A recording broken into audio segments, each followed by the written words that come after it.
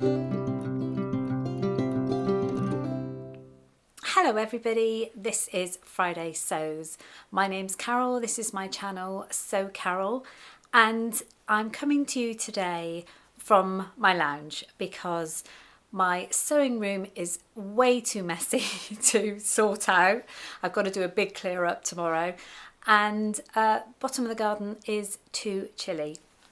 Now, as you can see, I am wearing a jumper today because the weather in England has been very cold and very damp. And in fact, we actually woke up to a tiny bit of sludgy snow this morning. Luckily, it started raining and then that's all gone. But it's just so cold and damp. Had to get this cozy top out. This was this sweatshirt I made, Butterick 6388, with this lovely neckline here. So I've even got a thermal vest underneath it, but it was such a cozy neckline. So that's what I'm wearing. I remembered to tell you. The snake outfits were a success. I'm going to put a quick photo here of them wearing it. The little one loved the little hidden snake.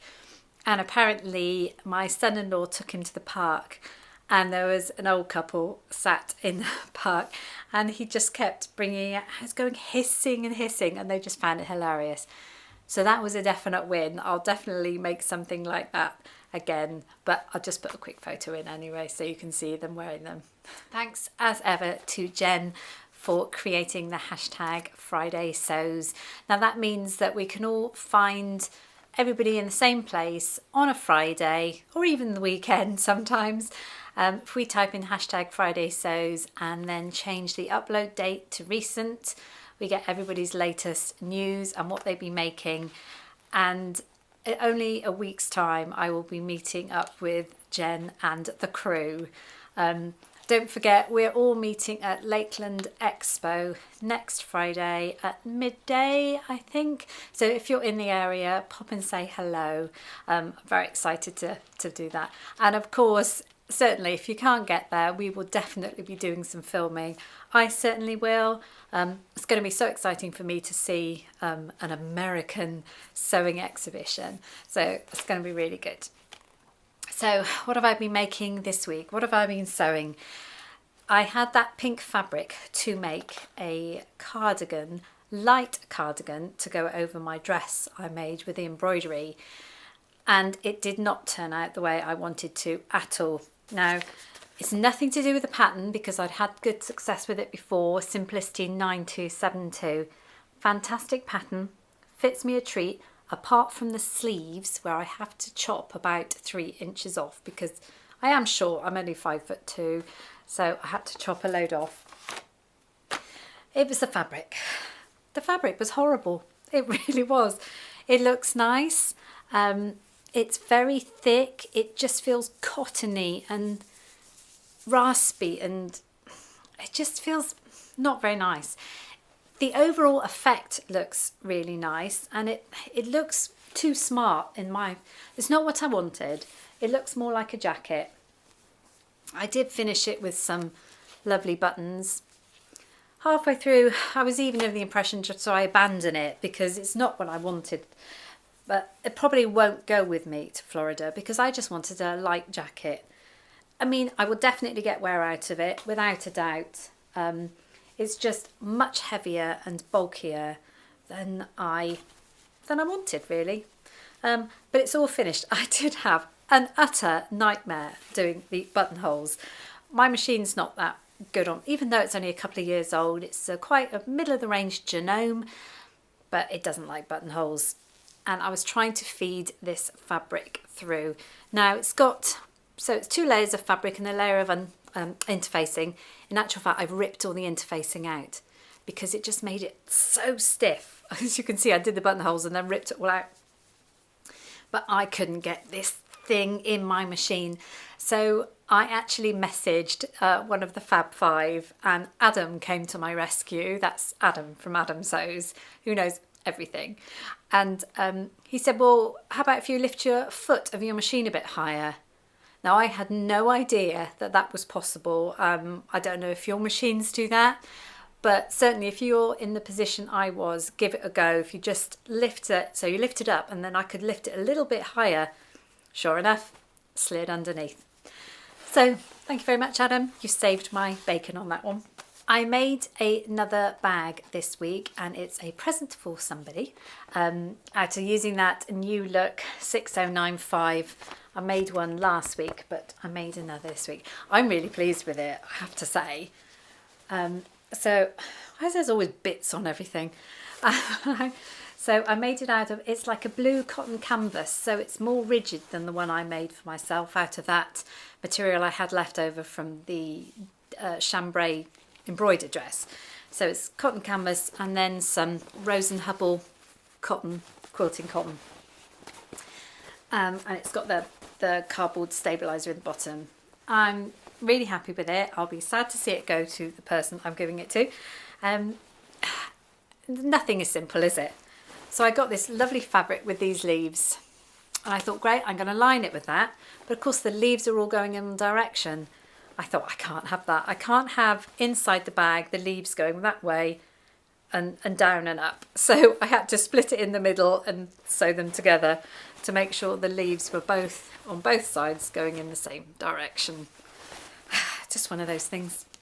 And I did the same as I did last time, and that is insert a panel of the contrasting fabric in the middle. And again, it had to be sewn at the bottom to make sure the leaves were going in the same direction on both ways. Really happy. I'm going to keep making these. I just love making them. So that was a New Look 6095 small little tote bag. When I was packing for my impending holiday, I noticed I was taking all the shorts out, hoping it's going to be warm, and some of them are really tatty, I have to say. And a couple of them are sort of light, like a beige linen. And I thought, really, I need something a little bit more, need something like a denim short. Yes, I could have gone and bought something, but I didn't. I had this nice, it's a very soft weave denim. It's quite a loose weave. I don't know if you know what I mean, but it's floppier than a normal denim. And I've got this, which I've talked about before, Burda 6534, and I've had brilliant success making crop trousers with these. They fit me very nicely. They're nice, slim fitting. I've done those about 3 or 4 times. I've also made a white pair of cropped jeans from them as well. They end at the knee. What I might do is show a photo a bit later of them. And they don't look quite right because they're quite tight. And I knew they were quite slim fitting. But I went ahead anyway. I cut them out slightly wider. The legs out slightly wider. What ended up happening was the legs, I widened the outside of the leg but forgot about how closely fitting the inside of the leg is and didn't widen that. So of course I'd made these shorts, pulled them on, and they were tight and they just looked wrong.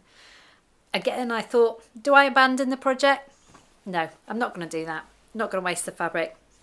I put some lovely top stitching on. I've done some lovely pockets and I've inserted the pockets. They're all lovely. Thought, no, I'm going to do something a little bit controversial here. And I know people will have different opinions, but I inserted an extra triangle of fabric on the sides. I've made it a feature. I've top stitched around it. And then I've top stitched, so I did 2 lines of stitching there. I've made it a feature. When they're on me, you can't see. Only if you were standing to the side of me would you see that extra bit of fabric there. I don't think it looks that bad. I'll show you one. I'm quite pleased with them. They're exactly what I wanted, just a pair of light denim shorts, just with a little bit of extra panel. And I'm hoping that nobody spots and thinks, oh, you know, she had to extend those shorts out a little bit, but hey ho, no one notices, I hope. I did finish the green spotted t-shirt. I had that cut out last week and I didn't have time, but I have finished it. That was New Look 6458, I think. I'll have a check and put it in the description box below. Really nice, just a green spotted, slightly tight fitting t-shirt. I scooped, don't know if you can tell, you might have seen the picture, but I did scoop it down. I didn't cut it straight off. I scooped it down a little bit just to make it more interesting. But I was really pleased I got that done in time. As I'm sat in my lounge today, could you please do me a favour when I get back from my holiday? I hate these cushions. I bought some fabric to cover them a couple of months ago. Please, can you nag me to get them done, because I just hate these. I made them a few years ago. They always look grubby and they're just a bit in your face. So please, can you remind me when I come back from holiday, stop making clothes and get the cushion covers done. Thank you.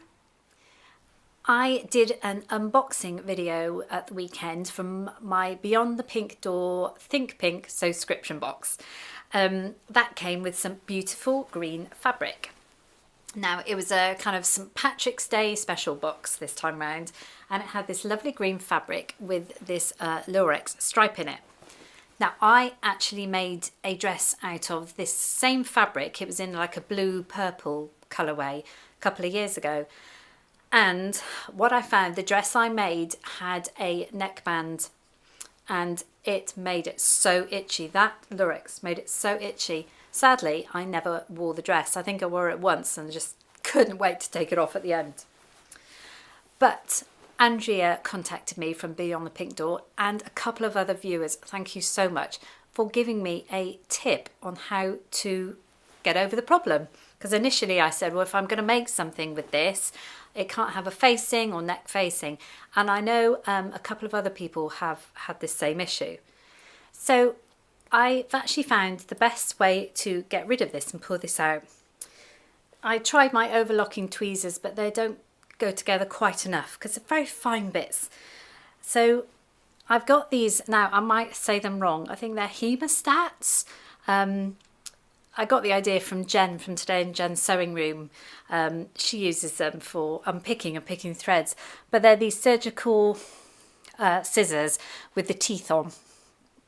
Don't know if you can see that, but that means they're perfect for, so you can get hold and really, really pull these bits. You're not going to be able to see this. You might see the odd bit sparkling. And then you just kind of pull the Lurex out. It's quite addictive, actually. Sort of thing you'd like if you like unpicking. But you get the idea. So I've made that area, that corner there, completely free of the Lurex now. So you get the idea. So if you do have any fabric like this and it's caused a problem, then I just wanted to pass that bit of information on about how easy it is just to pull out the Lurex strips and ta-da, you can wear your outfit. At the weekend, we tested out the caravan. I think I said in my last Friday sews that we keep it in a storage barn, but we hadn't used it since the end of summer last year. So we take it out and we check everything's working. And it's a really good campsite that you can just go into a forest walk. So we did a lovely 4-mile walk from the caravan. And what we hadn't done for a long time, which we thought we'd have a go at, was geocaching. Now, I don't know if anybody will know what I mean, or you might all know what I mean about geocaching. It's slightly geeky, but I will explain it if you've never heard of it before. All over the world, there are little boxes hidden, and the idea is you use GPS coordinates to find these boxes. When we started doing it, we used to have the GPS tracker. Now it's much easier. You've got an app on your phone and it tells you whether you're near to one or not, and then it gives you, you're sort of within a metre, maybe 2 metres of it. And then you have to hunt and find these little boxes. Now they can be sort of Tupperware boxes, or they can be just little canisters or tiny little minute things. It's brilliant. All over the world there are these hundreds and thousands of boxes. Now we try to do them whenever we go abroad. We try to get one at least in each country we go to. But we had a look for one and we found one. But it did involve me having to climb over various tree branches, actually stand in a boggy mess trying to do this. So the photos at the end will be of me trying to get this geocache. If you've never heard it before, have a look online. You can do a lot of them for free, or you can upgrade to like a premium membership and then you get loads more boxes. But it's amazing to do with children or adults like us. We've only done about 143, but people just do loads and loads. And it's only when you start looking you realise how many are around you with these boxes. And in these boxes, there's often a little logbook where you write your name down. And the idea is you take something to put in the box and you can take something out. And it's basically little knickknacks or cracker toys, or depending how big the thing is, or sometimes it can just be a logbook. But honestly, great fun. You know, if you're interested, have a look. So we did that, and that will be the photos at the end this time round. That's it. I'm off. When I finish videoing this, I'm going to go and finish packing my suitcase. Very excited to be going back to one of our favourite countries, America. So I will see you all next Friday. Now, I am visiting Trish at Pinky's farm at the weekend. Again, another amazing thing. And I'm sure there'll be some footage of there. She's told me that she's going to film it. She knows I'm just a little bit camera shy, but we're going to do it. So thank you for joining us, and have a wonderful week, and see you when I get back from holiday. Bye.